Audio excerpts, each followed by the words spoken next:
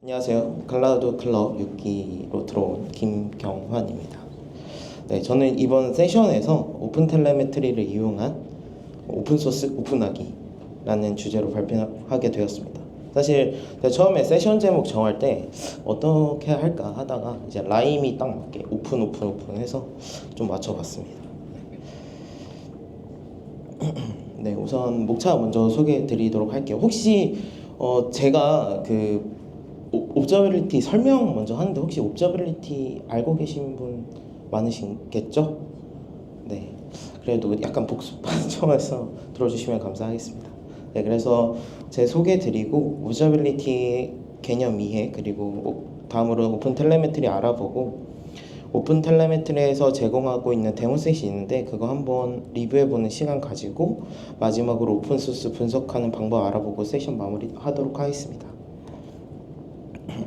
네, 우선 제 소개 먼저 드리도록 하겠습니다. 저는 게으르고 싶어서 부지런히 개발하는 개발자라는 나름의 목표를 가지고 개발 열심히 하고 있는 자부 김경환입니다. 네, 저는 세종대학교 전자정보통신공학과 3학년에 다니고 있고 클라우드 클럽 6기 하고 있고요. 저는 현재 연구센터에서 센서 최적화 플랫폼 개발하고 있고 그리고 실버케어 기업에서 ML 엔지니어랑 백엔드랑 뭐 인프라 등을 맡고 있습니다. 네, 스타트업이 원래 다 그렇죠. 네, 그리고 저는 2년 정도 데이터 플랫폼 스타트업에서 열심히 플랫폼 개발을 하다가 학교를 졸업해야 돼서 나왔고요. 네, 우선은 이제 옵저빌리티 먼저 설명 진행해 보도록 하겠습니다. 네, 왜 옵저빌리티가 나왔는지 등장 배경 먼저 조금 살펴보고 가면 이해가 좀 빨라서 장표를 구성을 했는데요. 우선 소프트웨어의 아키텍처 변화가 가장 크죠. 기존에는 클라이언트가 스케일이 큰 단일 서버와 인터랙션하는 모놀리식 아키텍처에서 보이시는 것처럼 이제 현재는 클라이언트가 게이트웨이를 거쳐서 마이크로 서비스로 분산하는 구조인 MSA 구조로 변화하고 있습니다. 네, 이런 MSA 구조와 같은 분산 시스템 전환으로 이제 마이크로 서비스 간 상호 추적이 조금 어려워져서 이런 옵저빌리티가 대두가 되고 있고요. 그리고 이제 분산 시스템에서는 서비스가 여러 컴퓨팅 노드에 걸쳐서 동작하기 때문에 단순한 CPU 사용량이나 서버 상태를 모니터링하는 방식으로는 시스템 전반의 상태를 이해할 수 없게 되는 상태여서 대두가 되었고요. 두 번째로는 이제 클라우드 네이티브의 확산입니다. 네, 왼쪽에 보이시는 것처럼 예전에는 하나의 OS 위에 어플리케이션 하나가 올라왔으면 지금은 컨테이너 가상화 기술인 도커나 쿠버네티스 같은 걸로 여러 어플리케이션이 구동하는 구조로 발전을 하고 있습니다. 네, 이러한 발전은 이제 오른쪽에 보이시는 것처럼 클라우드 네이티브의 확산으로 이어져 있고요. 그리고 2015년에는 이제 리눅스 재단에서 CNCF 만들어가지고 클라우드 네이티브 생태계 만들고 있습니다. 네, 이러한 클라우드 네이티브 등장으로 이제 어플리케이션 간 동적인 배포가 가능해졌는데요.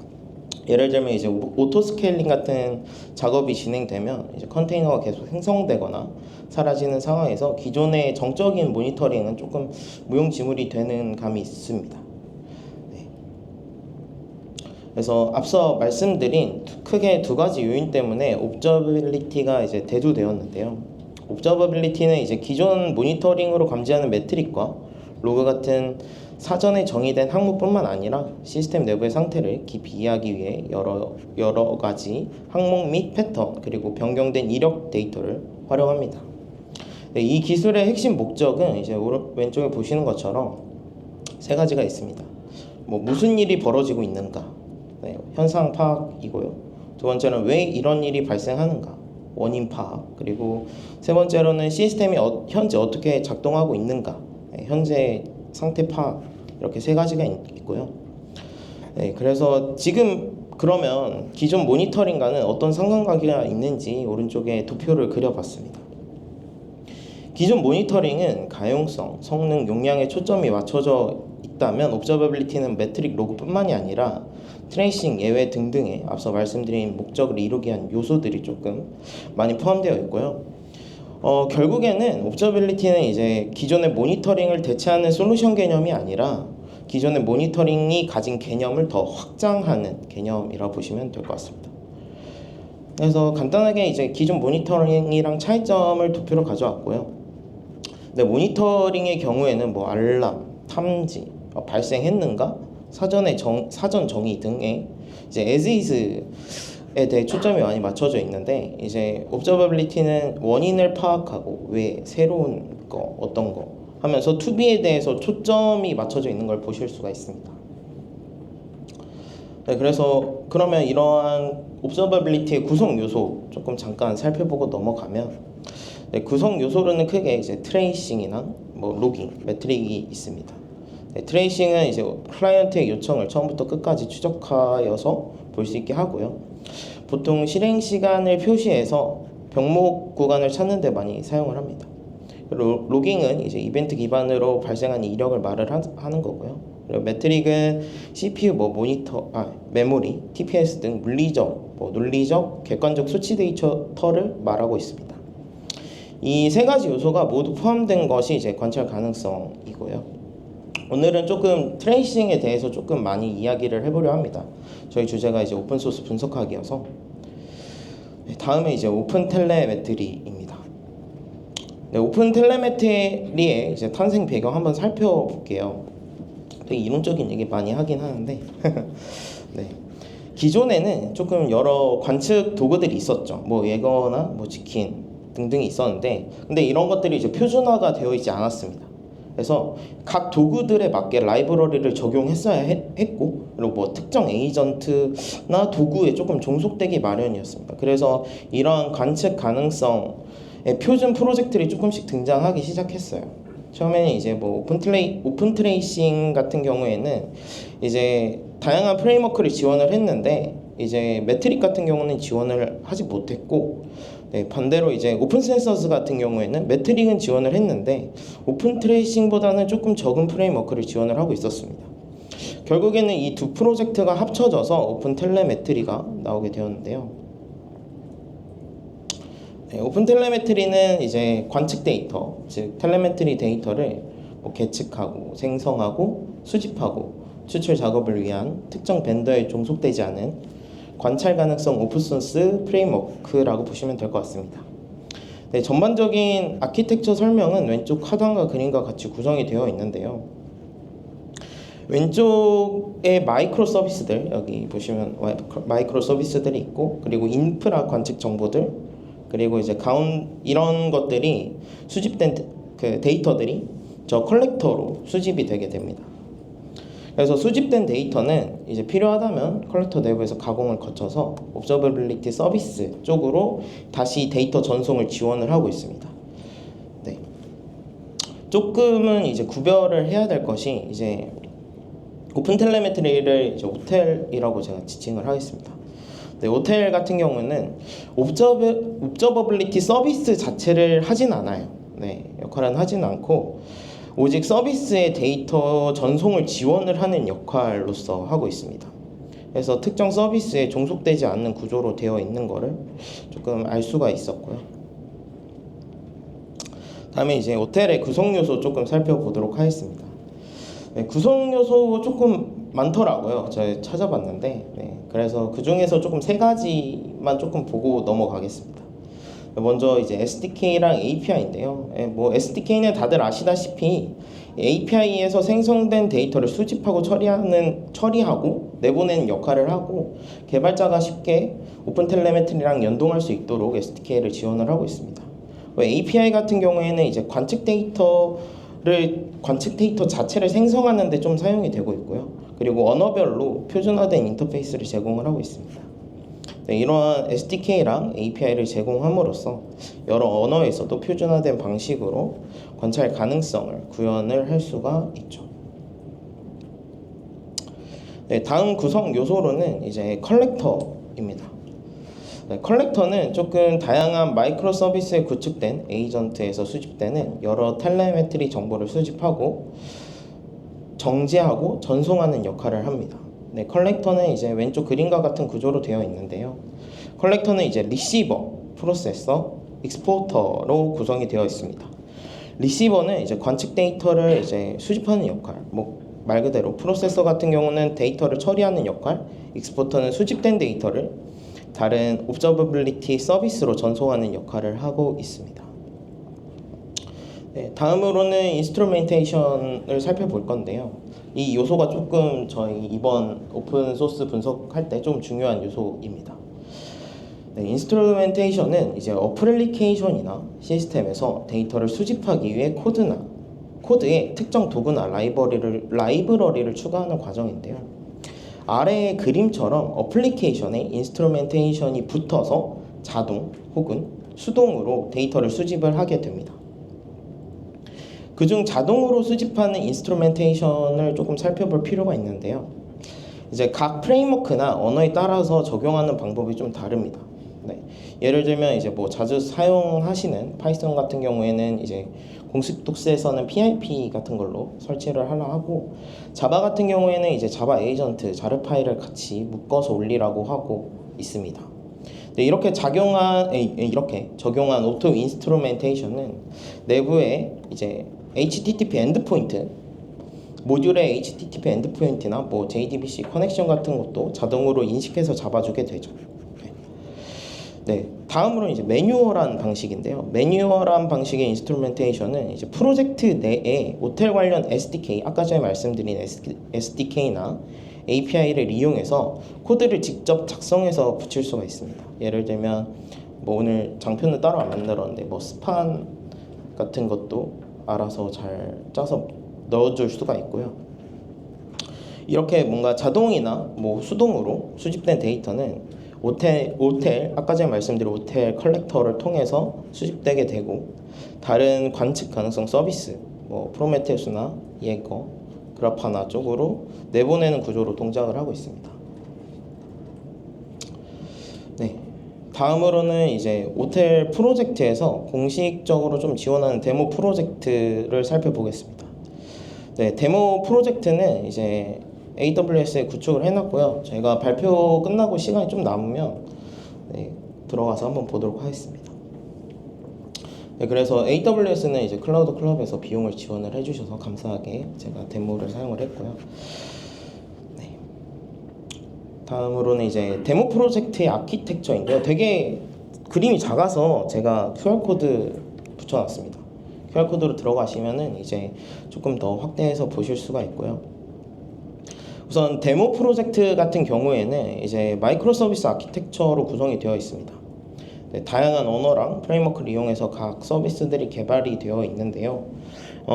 아래 보시면 범례 같은 색깔로 구별을 해놨습니다. 뭐 예를 들면 황토색 같은 경우는 자바, 뭐 C++ 같은 경우는 분홍색, 고언어로 개발된 거는 이제 하늘색, 이런 식으로 구별을 해놨는데요. 네, 중간에 이제 보시면 카프카랑 캐시DB도 있습니다. 레디스가 있는 것도 확인을 하실 수가 있습니다. 네, 이런 이제 마이크로 서비스들을 관측하기 위해서 다음과 같은 플로우로 구성이 되어 있는데요. 네, 우선 아래에서부터 좀 살펴보겠습니다. 네, 아래에서부터 보면 이제 마이크로 서비스들, 아까 전에 보신 마이크로 서비스들이 에이전트 혹은 SDK를 이용해서 이제 추출된 관측 데이터를 이제 호텔 컬렉터로 마찬가지로 수집하게 되고요. 호텔 컬렉터는 수집된 데이터의 종류에 따라서 뭐 트레이싱 데이터는 뭐 예거, 매트릭 데이터는 프로메테우스로 전송하게 되고, 그래프나 대시보드로 통합한 구조입니다. 여기서 뭐 OTLP가 궁금하실 수 있어서 우측 하단에 적어놨는데, 이제 오픈 텔레메트리 프로토콜로 gRPC나 뭐 HTTP 기반으로 구성된 통신 프로토콜이라고 보시면 될 것 같습니다. 네, 제가 사실 이 마이크로 서비스 모든 기능을 제가 리뷰를 할 수 없어서 유저 플로우 하나에 대해서 조금 리뷰를 할 건데요. 네, 사용자의 결제 주문 시나리오를 한번 보겠습니다. 네, 우선은 프론트에서 넘어온 요청을 체크아웃 서비스 가운데 고로 개발된 체크아웃 서비스가 받아서 여러 서비스로 뿌리는 걸 한번 확인을 해보겠습니다. 실제로 아키텍처 가운데를 잘라서 붙여 넣었는데요. 네. 실제로 이제 이게 트레이싱된 UI, 예거 UI인데요. 이제 여기 보시면 앞에는 이제 로드 제너레이터라고 이제 임시적으로 계속 요청을 생성하는 친구가 있고, 프록시 건너서 프론트엔드 거쳐서 이제 체크아웃 서비스가 이제 쭈쭈쭈 호출이 되는 걸 보실 수 있습니다. 여기 밑에 보시면 카트 서비스로도 넘어갔고, 카트 서비스에서 저 벨리키가 이제 그 캐시DB죠. 네, 캐시DB로 넘어가는 것도 확인을 하실 수가 있고요. 뭐 프로덕트 카탈로그 서비스 이렇게 넘어가는 것도 다 확인을 하실 수가 있습니다.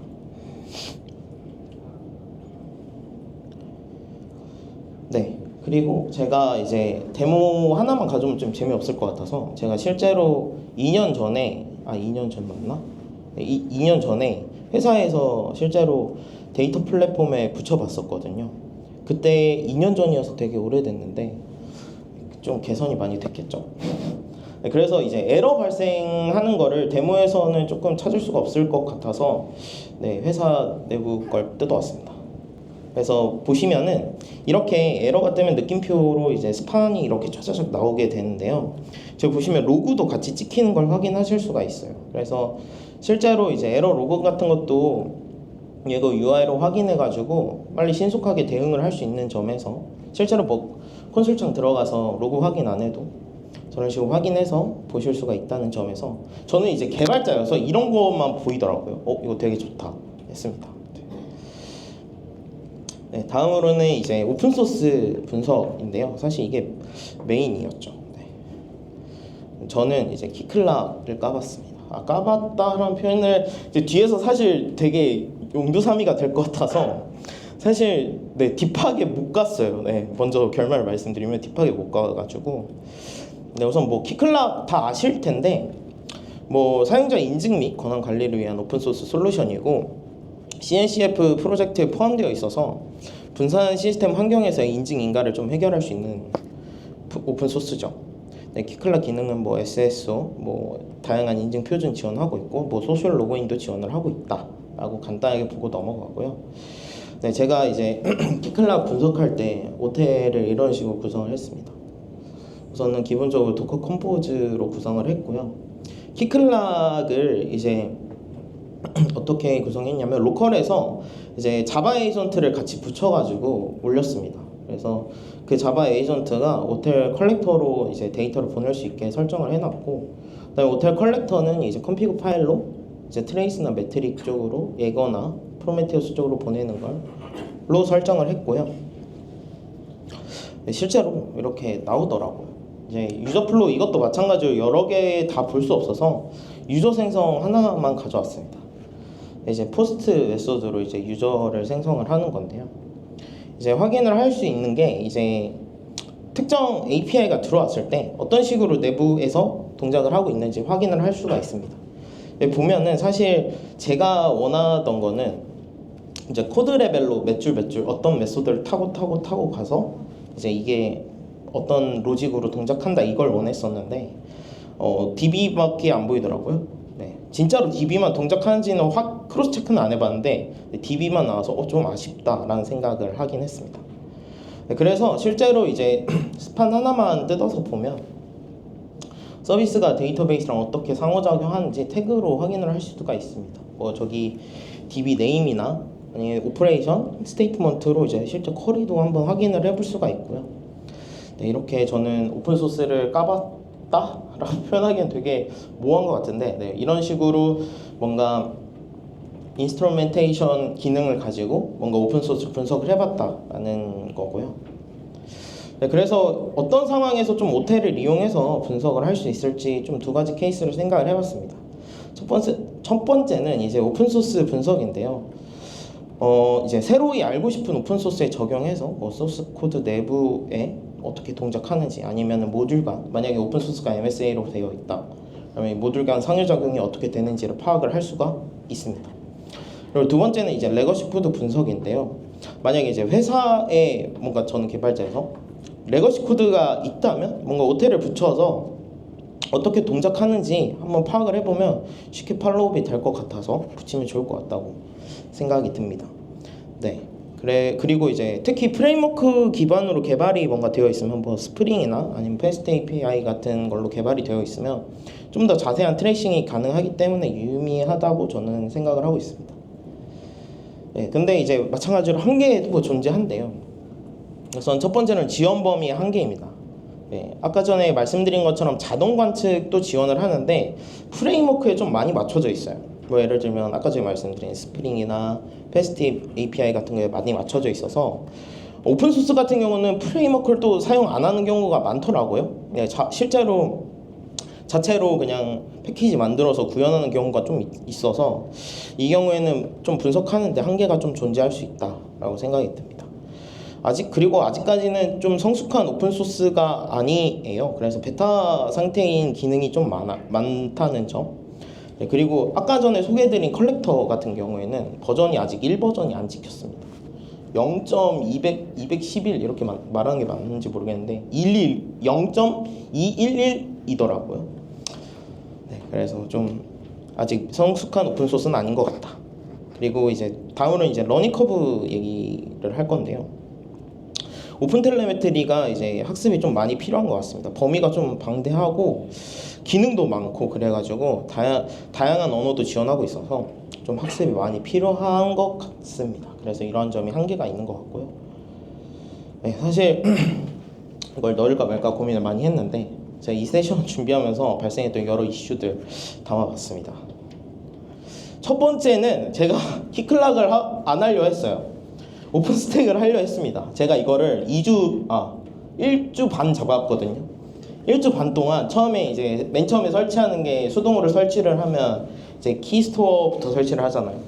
다 파이썬으로 되어 있길래 이제 PIP 쓰면 되겠지 하고 올렸습니다. 근데 안 올라가요.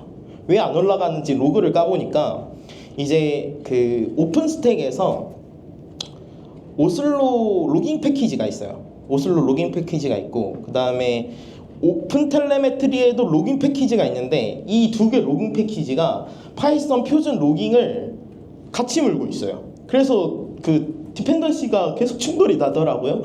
그래서 이거를 고쳐서 해야 되나 하는데 이미 세션 시간은 다가오고 있고 그래서 포기를 했습니다. 첫 번째 키스토어부터 바뀌어서 이거는 안 되겠다 하고 두 번째 시도를 했어요. 두 번째는 이제 이거 요즘에 이제 이벤트 드리븐 브로커 카프카 한번 가보자 했는데 이게 붙이기는 성공을 했어요. 왜냐하면 카프카가 자바 기반으로 되어 있기 때문에 그냥 자바 에이전트 물리면 되거든요.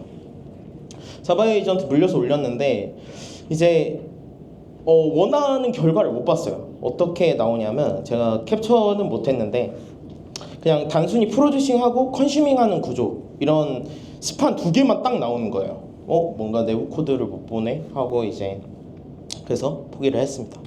제가 좀 노력을 한 걸 말씀드리고 싶어서 넣어봤고요. 네, 지금까지 이제 오픈 텔레메트리로 오픈 소스 오픈하기 세션 발표를 맡은 김경환이었습니다. 감사합니다.